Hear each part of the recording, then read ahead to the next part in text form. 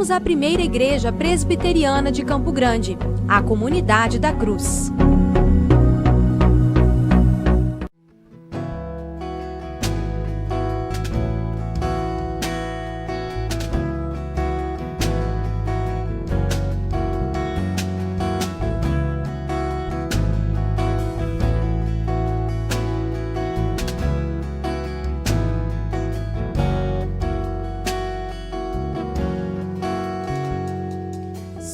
Há motivo sem fim para cantar e bem dizer com louvores.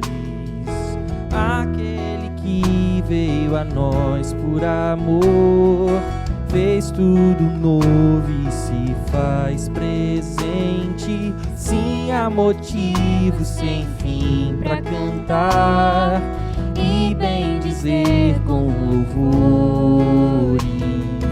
Aquele que veio a nós por amor, fez tudo novo e se faz presente.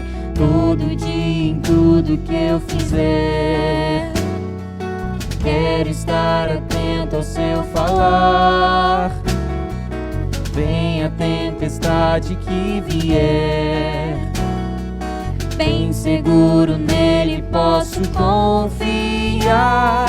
Sempre em Jesus Cristo,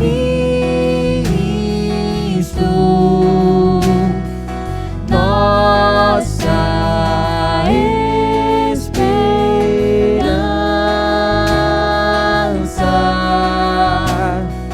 Deus presente entre nós, palavra viva, verdade e vida, nossa salvação.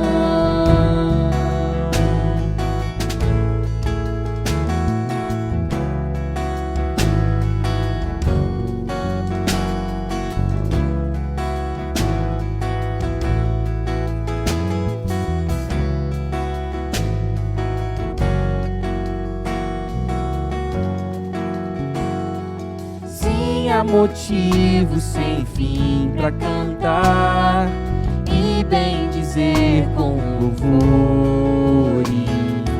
Aquele que veio a nós por amor, fez tudo novo e se faz presente. Todo dia em tudo que eu fizer, quero estar atento ao seu falar. Venha a tempestade que vier, bem seguro nele posso confiar. Sempre em Jesus Cristo, nossa esperança.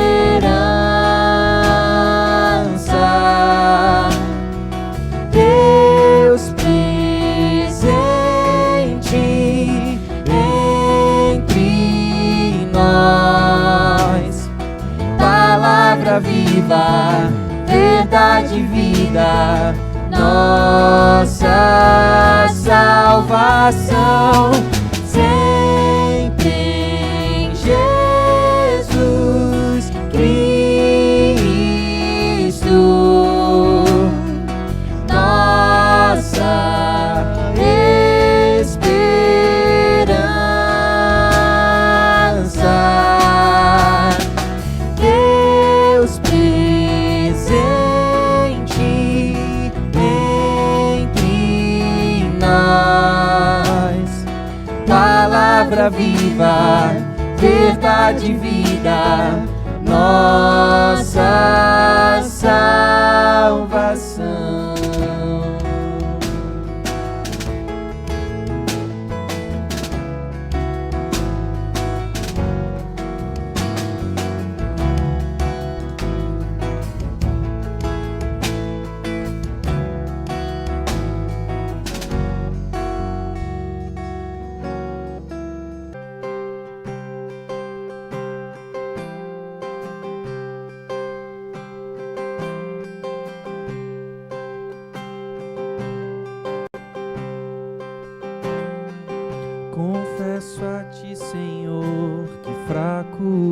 sou, tão fraco eu sou, mas forte tu és.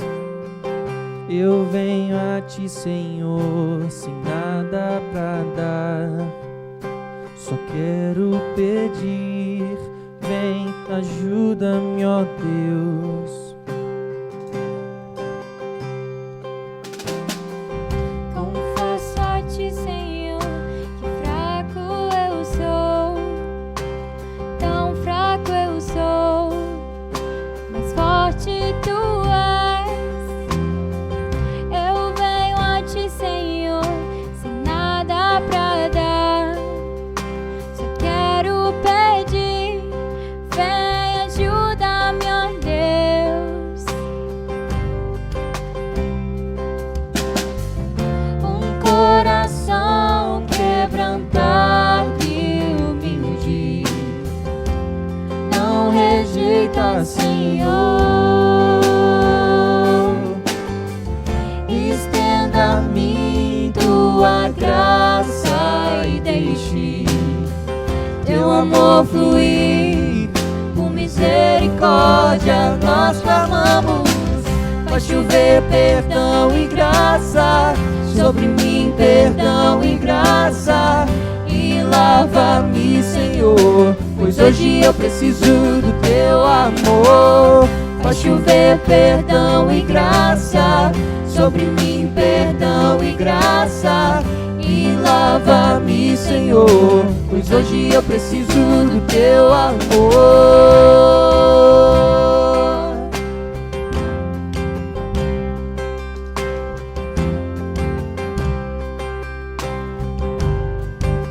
Confesso a ti, Confesso a ti, Senhor, que fraco eu sou, tão fraco eu sou, mas forte tu és. Eu venho a ti, Senhor, sem nada pra dar, só quero pedir, vem, ajuda-me, ó Deus. coração, Um coração quebrantado e humilde não rejeita, Senhor. Estenda a mim tua graça e deixe teu amor fluir. Por misericórdia nós clamamos, faz chover perdão e graça sobre mim, perdão e graça, e lava-me, Senhor, pois hoje eu preciso do teu amor. Faz chover perdão e graça sobre mim, perdão e graça, e lava-me, Senhor, pois hoje eu preciso do teu amor. Faz chover perdão e graça sobre mim, perdão e graça, e lava-me, Senhor, pois hoje eu preciso do teu amor. Faz chover perdão e graça sobre mim, perdão e graça, e lava-me, Senhor, pois hoje eu preciso do teu amor. todos os dias precisamos do teu amor, da tua graça sobre nós, Senhor. E somos felizes em nos aproximarmos de ti, através dos méritos de Jesus Cristo. O Senhor nos deu graça, o Senhor derramou misericórdia sobre cada um de nós, então a multidão dos nossos pecados é apagada, a partir do sacrifício de Jesus Cristo, e é por isso que estamos aqui. Nós pedimos perdão ao Senhor, porque sempre o teu Espírito traz consciência a nós do quão falhos somos, dos momentos em que erramos, dos momentos em que entristecemos o teu coração, Senhor. Mas queremos aqui, humildemente, como povo teu, como filhos teus, pedir perdão. Que o Senhor endireite os nossos caminhos, que o Senhor aprume o nosso andar, e assim a gente prossiga para glorificar e exaltar o teu santo nome. Obrigado por este tempo, obrigado pelo perdão em Cristo Jesus. Em nome de Cristo Jesus, nós oramos. Amém. E é com alegria, sabendo que nossos pecados estão perdoados, que nos aproximamos do Senhor. E que esse fosse o nosso tempo de louvor, adoração, e que alegria e satisfação fosse um sentimento presente no seu coração, não por conta das circunstâncias, mas pelo Deus que nos salvou, pelo Deus que nos amou.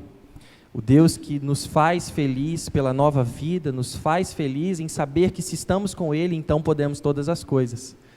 Então eu queria que você cantasse com alegria no seu coração.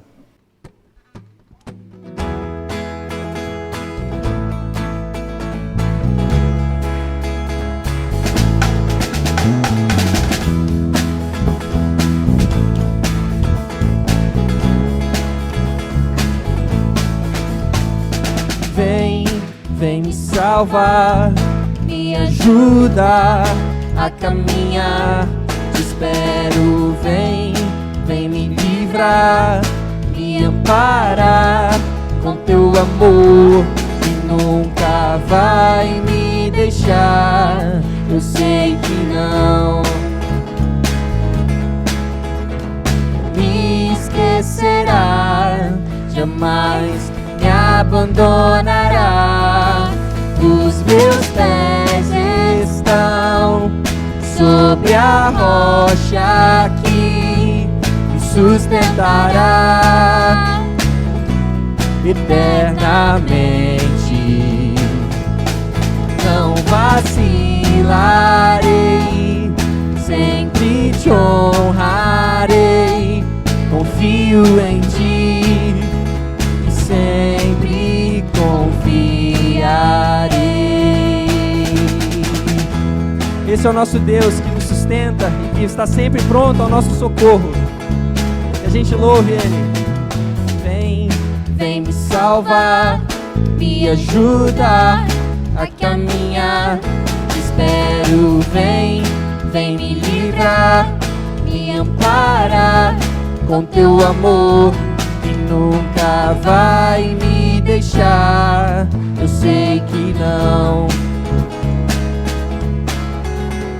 me esquecerá, jamais me abandonará. Os meus pés estão sobre a rocha que me sustentará eternamente. Não vacilarei, sempre te honrarei. Confio em ti e sempre confiarei.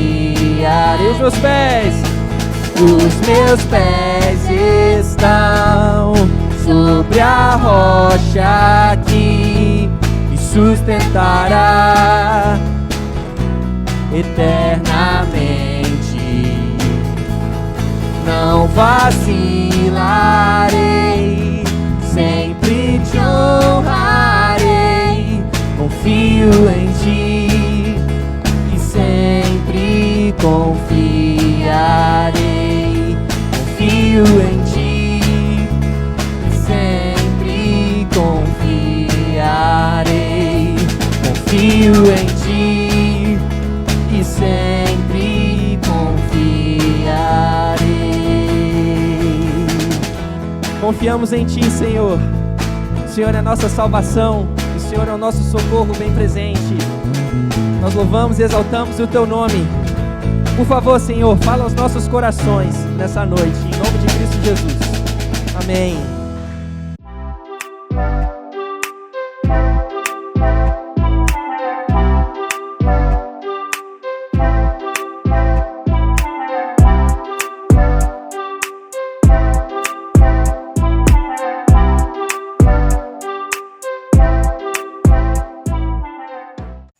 Olá, meus queridos irmãos e irmãs. Essa primeira palavra nossa é uma palavra de gratidão, de louvor a Deus pela vida de vocês. Vocês têm sido nossos companheiros, nossos parceiros, e eu gostaria de registrar aqui essa gratidão, porque a gente sente e experimenta e recebe as bênçãos de Deus através das orações de vocês. Vocês são intercessores, e isso é uma grande bênção. E vocês são doadores também. né? Isso é uma outra grande bênção. Vocês não só são generosos no contribuir, mas são generosos no interceder, no encorajar. E nós nos sentimos aqui assim, encorajados por vocês. Muito obrigado. Obrigado ao conselho, obrigado ao pastor Rômulo, obrigado a essa querida igreja, primeira igreja de Campo Grande. Segundo momento, a gente gostaria de compartilhar com vocês um texto bíblico para que a gente pudesse ser edificados, né, alimentados por esta palavra sempre viva, sempre eficaz, esta palavra que não volta vazia jamais. E eu queria convidar você a abrir a Bíblia, abrir a palavra de Deus, no livro do profeta Daniel, no capítulo 6. A gente vai meditar dos versos 1 a 10, mas eu gostaria só de ler o versículo 10, mas vocês podem ler todo o texto. O versículo 10 nos diz assim: Daniel, pois, quando soube que a escritura estava assinada, entrou em sua casa e em cima, no seu quarto, onde havia janelas abertas do lado de Jerusalém, 3 vezes por dia se punha de joelhos e orava e dava graças diante do seu Deus, como costumava fazer. Queria convidar você para orar comigo. Senhor, muito obrigado por este tempo que a gente pode aqui passar juntos com os nossos queridos irmãos e irmãs da igreja de Campo Grande. Obrigado por essa oportunidade, que a tua palavra fale ao nosso coração, sejamos por ela alimentados, encorajados, exortados. Abre o nosso coração e a nossa mente pela ação poderosa do teu Espírito. No nome de Jesus. Amém.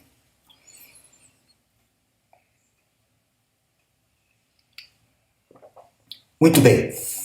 A história de Daniel, ela é absolutamente fascinante. Eu sou apaixonado pelo livro de Daniel e se a gente puder aqui fazer de maneira ainda que rápida um pano de fundo para entender um pouquinho o contexto da vida de Daniel, isso é muito interessante. Daniel fez parte do primeiro grupo, um punhado de adolescentes, de jovens,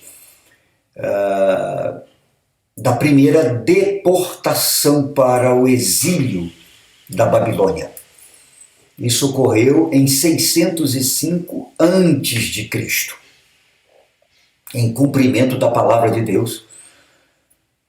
Daniel, que pertencia à elite do povo de Israel, segundo o capítulo 1, junto com outros jovens. A gente tem menção aqui dos 3 amigos de Daniel, mas outros mais foram e deixaram Jerusalém. Andaram 1.200 quilômetros rumo à Babilônia. A Babilônia, que era o maior império do mundo de então, e um dos maiores impérios conhecidos da história até hoje. Quem dominava era Nabucodonosor. E Daniel chega na Babilônia com 13, 15 anos. E ele vai experimentar algo completamente novo na sua história. Experimenta o isolamento, vai morar a 1.200 quilômetros da sua terra, experimenta a ruptura das suas raízes familiares, culturais, sociais e religiosas do seu povo. Experimenta aquilo que a gente chama de doutrinamento. Daniel vai sofrer um doutrinamento para perder completamente as raízes, né, as marcas, as características do seu país, da sua cultura, da sua religião. Daniel, então, vai ser pressionado pelo Império Babilônico. Mas o texto do livro de Daniel, desde o primeiro capítulo, vai nos dizer, irmãos e irmãs, que Daniel toma uma decisão, a decisão de não contaminar-se com as iguarias do rei, com as bebidas do rei, uma decisão que colocava a sua vida em risco. Ele podia ser executado com requintes de crueldade. Mas, no entanto, ele toma essa decisão, mesmo em detrimento da sua vida. Uma decisão de firmeza, uma decisão de coragem, uma decisão que reflete, logo de início, a sua postura, a envergadura da sua fé, de um adolescente de 15 anos. Isso está lá no versículo 8 do capítulo 1. O livro de Daniel vai nos contar, do capítulo 1 ao capítulo 6, uma narrativa histórica. Do capítulo 7 em diante, a gente vai encontrar ali já uma experiência completamente diferente do velho, né, Daniel, onde ele vai ter e vai receber as revelações maravilhosas que vão ser citadas por João lá na ilha de Patmos, no final do primeiro século. Mas até o capítulo 6 a gente tem uma descrição histórica.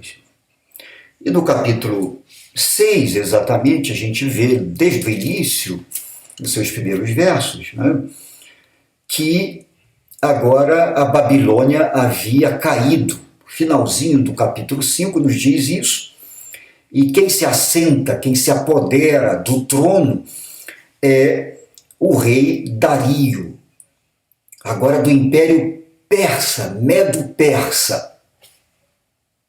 Dario toma o poder e logo começa a fazer uma avaliação, né, de toda a estrutura, de todo o aparato administrativo do governo de então, e ele descobre uma figura, um personagem que se chamava Daniel.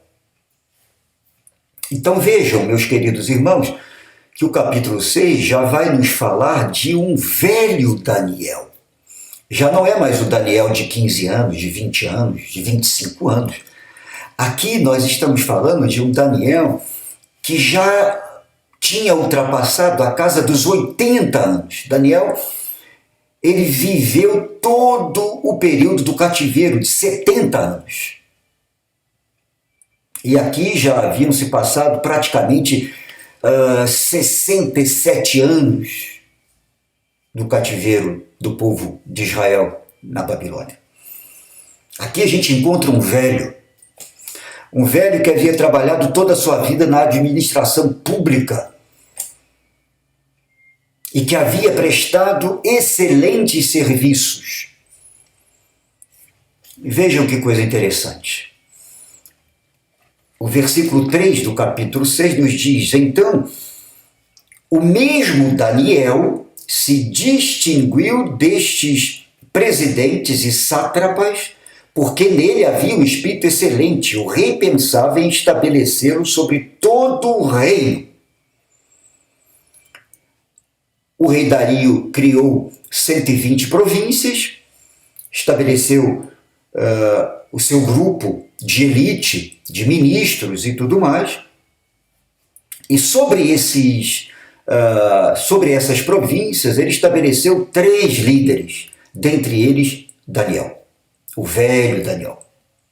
Porque de alguma forma ele olhou o currículo de Daniel e viu que era um currículo de bons serviços prestados ao Império Babilônico. E Daniel se distinguia ainda uma vez, de todos os seus colegas de trabalho. Surgiu então aquilo que a gente chama de intriga de poder, surgiu aquilo que a gente chama de inveja, de ciúme. Olharam para Daniel, viram naquele velho homem, um homem íntegro, e começaram a procurar no currículo de Daniel, no histórico de Daniel, nos arquivos de Daniel, alguma coisa que pudesse incriminá-lo, alguma falha, quem sabe algum desvio administrativo, quem sabe algum erro. E o texto vai nos dizer que eles não encontraram nada. Versículo 5. Disseram, pois, estes homens, nunca acharemos ocasião alguma para acusar a este Daniel, senão a procurarmos contra ele na lei do seu Deus. E aí vem essa famosa história de afagar o coração de um rei recente no poder e propõe então ao rei o seguinte: rei, durante 30 dias o senhor vai promulgar um decreto, um edito, dizendo que ninguém no seu reino pode consultar a nenhum Deus senão o Senhor. Olha que coisa fantástica! Um rei recém-chegado do poder, precisando de apoio, recebe essa proposta dos seus conselheiros, dos seus ministros.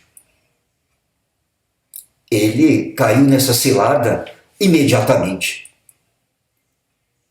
E a medida, o decreto, saiu do Diário Oficial de que durante 30 dias ninguém do império, do reino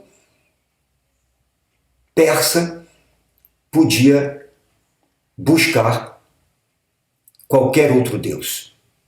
Qual era a intenção desse grupo? Atingir a Daniel. O rei caiu nessa cilada. Daniel sabia disso tudo. Daniel era alguém, né, que exercia a sua função, sua alta função, então ele sabia disso tudo. E o texto, o versículo 10, nos diz que Daniel, pois, quando soube que a escritura estava assinada, quando a medida foi publicada no Diário Oficial, entrou em sua casa e em cima, no seu quarto, onde havia janelas abertas para Jerusalém, 3 vezes por dia se punha de joelhos e orava e dava graças diante do seu Deus, como costumava fazer. Ou seja, Daniel, que havia revelado durante todo o seu currículo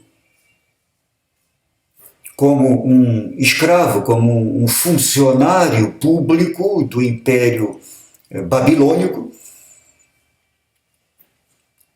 mostrado integridade, retidão, ele continua a sua vida de piedade diante de Deus. Aqui a gente já tem uma lição fantástica. Quando você pensa desde a chegada de Daniel até esse momento, como eu acabei de dizer-lhes, passa-se um período de 67 anos. Durante todo esse tempo, Daniel se manteve íntegro. Daniel se manteve fiel a Deus. Daniel se manteve como um exemplo. Agora, Daniel não estava na sua terra. Daniel estava na Babilônia dos homens. Daniel estava no Império Babilônico. Exatamente onde se deve dar testemunho. Exatamente onde se deve ser sal da terra e luz do mundo. Foi na Babilônia dos homens que Daniel revelou toda a fidelidade de Deus para com ele. E, em contrapartida, a fidelidade dele, Daniel, para com Deus. Quem desobedecesse esse decreto seria lançado na cova dos leões. Capítulo 6 é conhecido por essa história maravilhosa. As crianças amam essa história. Mas na cabeça de Daniel, no coração de Daniel, ele sabia que a cova dos leões era o que menos importava para ele. Porque Daniel havia aprendido a viver não na cova dos leões, mas ele havia aprendido a viver na Babilônia dos homens. Na Babilônia, onde o pecado era patente, presente. Ele vivia entre os leões humanos. A cova dos leões não representava muita coisa para Daniel. Então ele tem essa atitude de continuar fiel a Deus. O texto nos diz que, como de costume, ele orava 3 vezes por dia. E ele orava num lugar especial. Havia na casa de Daniel uma espécie de quarto, no segundo andar, uma espécie de um terraço, com um quarto, e ali ele orava. Na nossa Bíblia aqui em francês fala também de quarto, mas algumas traduções falam de um sótão. Era um lugar, o sótão era na antiguidade, um lugar onde você guardava, sobretudo, os alimentos. Depois de uma colheita, se guardava alimentos que serviria para o ano inteiro, até a próxima colheita. Então era um lugar especial, um lugar onde havia fartura. Aqui está uma lição para nós. Nós somos encorajados a desenvolver uma vida de oração e ter o nosso lugar secreto, como nos ensinou Jesus lá em Mateus, no Sermão da Montanha, no capítulo 6, quando ele falou sobre oração, ele diz para a gente entrar no nosso quarto, fechar a porta e orar ao nosso Pai. A mensagem de Jesus era que nós desenvolvêssemos a disciplina de ter o hábito de orar num lugar tranquilo, reservado. A imagem do quarto ela é perfeita, mas não precisa ser necessariamente no quarto. Pode ser num parque, pode ser na sala, pode ser na mata, pode ser caminhando, mas que você tenha esse lugar, esse momento, que você tenha esse tempo de oração. Esse é um primeiro ensinamento rico aqui nesse texto. Ele tinha um lugar de oração.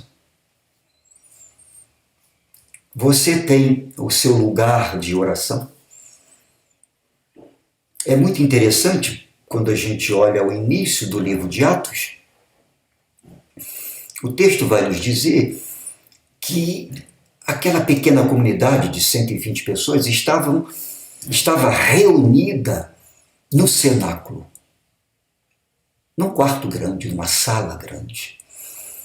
E eles estavam reunidos em oração, aguardando que do alto viesse o cumprimento da promessa, a promessa do Espírito Santo. E quando o Espírito Santo desce sobre a igreja no dia de Pentecostes, segundo Atos 2. Lucas vai nos registrar, vai nos dizer que eles estavam em oração. E o Espírito Santo desceu sobre eles. Vejam a importância do lugar, de existir um lugar, um espaço, onde na nossa agenda a gente possa ter um tempo para desenvolver a nossa oração, a nossa vida de amizade, de comunhão com Deus. A oração, meus irmãos, é muito mais do que obter de Deus favores. Eu poderia dizer-lhes que a oração tem 3 níveis. O primeiro nível é quando a gente pede a Deus coisas pessoais. Precisamos, carecemos. Então Deus vai fazer alguma coisa por nós.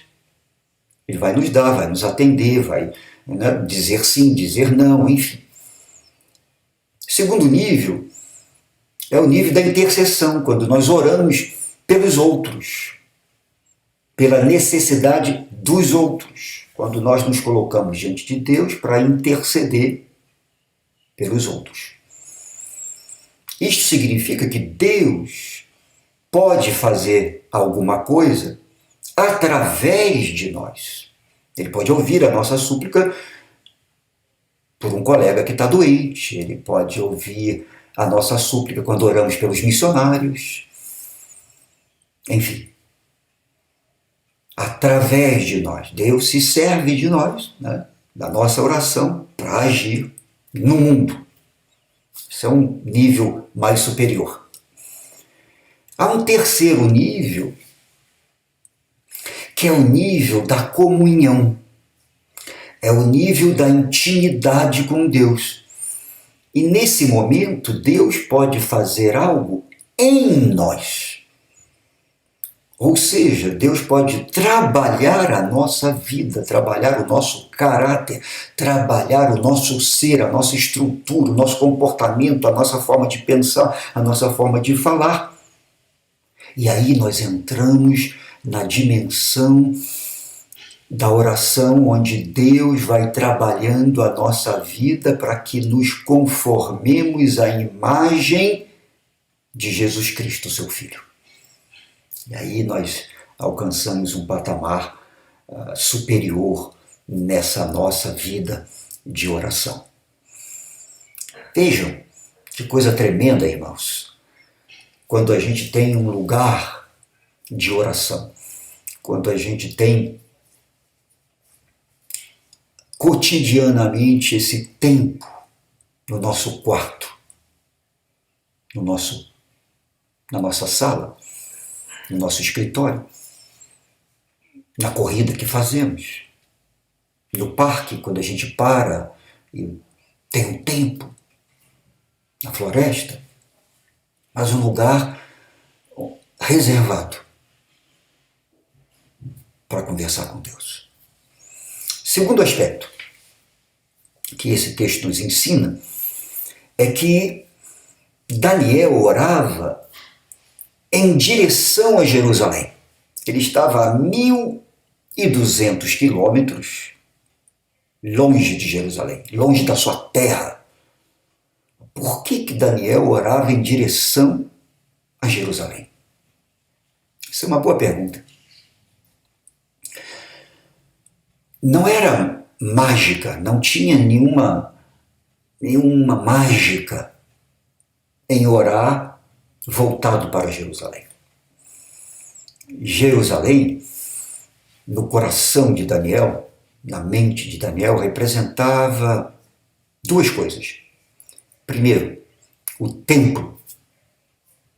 E o templo era um lugar simbólico, emblemático da presença de Deus. Era no templo que Deus se manifestava, no Santo dos Santos,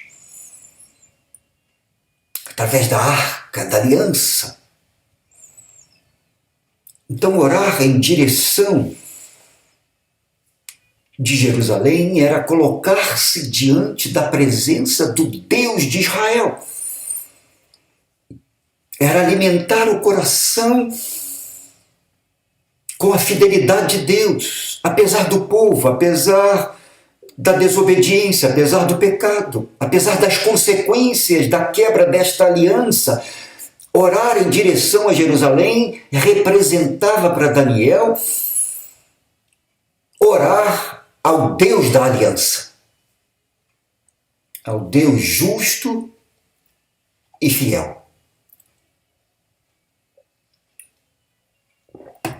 Então vejam, irmãos, que aspecto importante. Segundo aspecto nessa atitude de Daniel era a questão da palavra de Deus. Se você observar, eu queria convidar você a ler comigo o texto de 1 Reis. 1 Reis, no capítulo 8. 1 Reis, capítulo 8. Quando o templo é inaugurado, Salomão faz uma oração magnífica. E dentro da oração de Salomão nós encontramos nos versos 48 e 49 algo tremendo. Vejam só.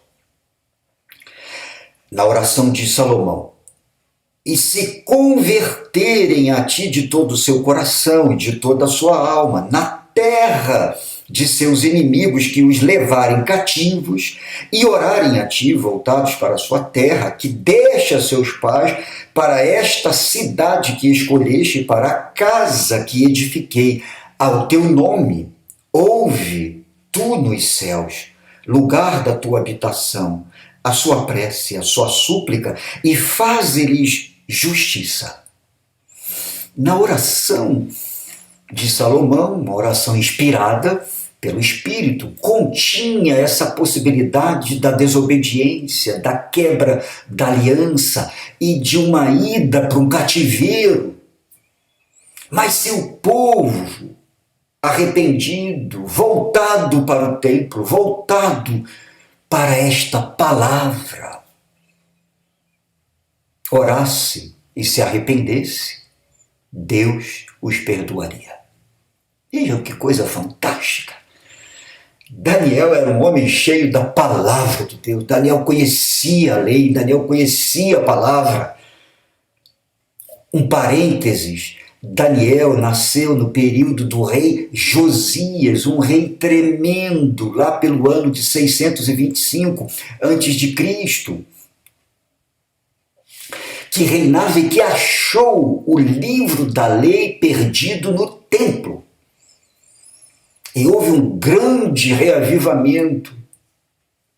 Daniel cresce debaixo desse avivamento espiritual. Daniel é alguém da mesma época de Jeremias, de Abacuque e outros mais, profetas, homens de Deus. Daniel teve uma família piedosa. Daniel conhecia a palavra. Então, orar em direção a Jerusalém tem essa dimensão da presença de Deus, Deus da aliança, Deus fiel, e tem essa dimensão da palavra. Daniel orava a palavra de Deus. Não existe coisa melhor do que orar a Bíblia, orar os salmos, orar segundo a vontade de Deus. Se queremos que nossas orações sejam ouvidas, oremos a palavra de Deus, porque a palavra de Deus, ela é perfeita, ela não volta vazia. Então, vejam que coisa rica. Daniel orava segundo a palavra de Deus. Se a gente olhar aqui no capítulo 9 de Daniel, no capítulo 9 de Daniel, a gente tem exatamente uma comprovação dessa verdade. O capítulo 9 contém uma das orações mais profundas, mais belas na Bíblia. mas o início do capítulo 9 diz assim: no primeiro ano do seu reinado, eu, Daniel, entendi pelos livros. Que livros? Os profetas. Talvez Daniel estivesse ali com o rolo do profeta Jeremias. Tá? Entendi pelos livros que o número de anos de que falara o Senhor ao profeta Jeremias, que haviam de durar as assolações de Jerusalém, era de 70 anos, o período do cativeiro. Esse texto nos mostra então que Daniel conhecia a palavra, ele lia a palavra, ele tinha a palavra como base de sua vida. Ele orava a palavra de Deus.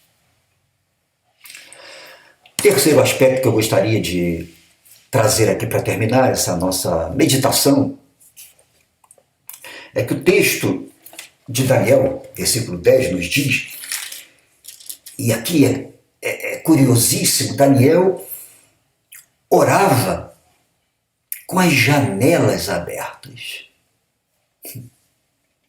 como de costume.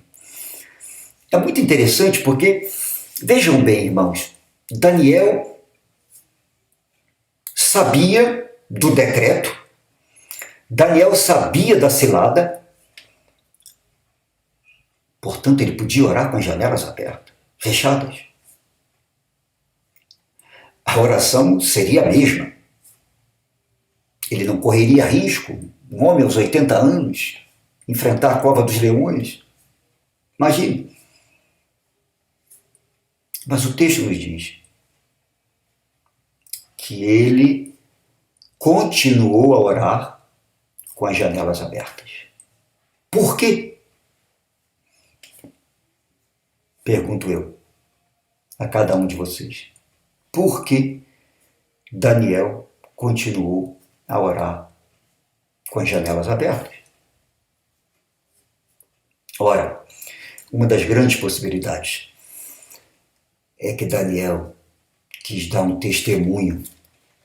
Daniel quis continuar o seu testemunho. Mas dessa vez ele queria dar um testemunho claro, inequívoco. Daniel quis mostrar um testemunho resistente. Ele sabia da cilada, mas ele se confia ao Deus da aliança. E ele disse: essas janelas continuarão abertas. Vão me ver orando de joelhos. Mas não tem problema. É um homem resistente. Na oração nós precisamos ser resistentes. A oração é um combate, a oração é uma luta. E a gente precisa testemunhar firmemente na Babilônia dos homens. Na Babilônia dos homens, nós precisamos testemunhar acerca da nossa identidade, acerca de quem somos e, acima de tudo, acerca de quem é nosso Deus. Deus de Israel. Deus de Israel. Nós sabemos a história. Daniel foi pego. O rei Dario teve que lançar Daniel na cova dos leões, cumprindo a sua palavra. Ele já estava apegado afetivamente a Daniel. Ele passa a noite sem dormir no palácio. É muito interessante, né? O todo-poderoso rei do Império Persa não consegue dormir no seu palácio, inquieto, ansioso. E Daniel, na cova dos leões, passa uma noite tranquila, porque Deus passou a noite com ele. Porque Deus preservou a vida, mais uma vez, de Daniel. Que maravilha! Que maravilha! Que Deus abençoe ricamente a sua vida. Que Deus abençoe poderosamente você, meu irmão, minha irmã. Deus abençoe a igreja, a primeira igreja de Campo Grande. E que nesse tempo difícil, nesse tempo tenebroso, nesse tempo da Babilônia dos homens, Nós vivemos na Babilônia dos homens. Que nós sejamos perseverantes na oração. Eu concluo dizendo que Daniel, na Babilônia dos homens, teve o privilégio de receber revelações sobre a Jerusalém Celeste. Já parou para pensar nisso? Na Babilônia dos homens, foi dado a Daniel conhecer, ainda que um pouquinho, a Jerusalém Celeste. Que maravilha! Que Deus nos conceda esse privilégio de, na Babilônia dos homens, ver pela fé a Jerusalém Celeste. Porque a Babilônia dos homens vai cair, diz Apocalipse, e vai restar a Jerusalém Celeste. Que Deus nos abençoe. Um abraço e até a próxima.